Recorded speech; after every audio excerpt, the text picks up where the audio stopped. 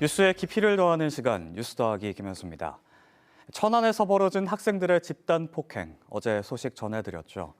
현장에 있던 학생들이 촬영한 동영상이 SNS에 올라오기도 했는데요. 영상을 보면 초등학생과 중학생들이 한 중학교 1학년 여학생을 둘러쌌고요. 주변 학생들이 하나둘 폭행에 가담합니다. 나처럼 때려봐라, 옷을 벗겨라, 재미없게 하지 말고 머리채 잡고 때려라. 이렇게 충격적인 말과 장면이 담겨 있습니다. 이 피해 학생과 동행했던 초등학교 5학년 여학생 한 명도 함께 폭행당했는데요. 피해 학생들은 현재 병원 치료를 받고 있습니다. 최근에 학교 폭력의 특징이 저연령화라 해서 계속 낮아지고 있거든요, 연령이. 또 다른 최근에 학교 폭력 특징이 집단화예요. 그러니까 이번에 보면 막 20-30명이 그룹으로 몰려 다니면서 지금 한두 명의 학생을 이제 폭행한 사건이잖아요. 그래서 최근에 학교 폭력의 특징의 아주 가장 대표적인 현상으로 일어난 사건이 아닌가 이렇게 생각돼요.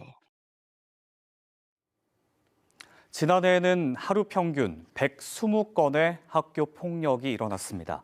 신고가 접수된 것만 이 정도니 실제 학교 현장에서는 더 많은 폭력이 일어나고 있을지 모르죠. 특히 전체 학교 폭력 피해자 중 초등학생이 70%로 압도적인 비율을 차지했는데요. 반면 경찰이 학교 폭력으로 검거한 학생 중 초등학생 비율은 10%가 채 안 됐습니다. 또 지난해 학교 폭력 피해 신고는 2년 전보다 60% 넘게 늘었지만 경찰의 검거는 그 속도를 따라가지 못했는데요. 같은 기간 학교 폭력 검거 증가율은 27%에 불과했습니다. 앞서 천안 집단 폭행에서도 경찰은 당일 5번의 신고 끝에야 그 진상을 파악할 수 있었습니다.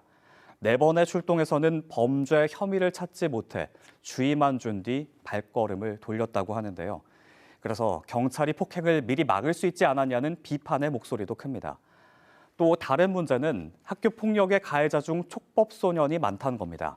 천안 집단 폭행에서도 폭행에 가담한 가해 학생은 11명. 이 중 대다수가 촉법 소년이라고 경찰은 파악하고 있는데요.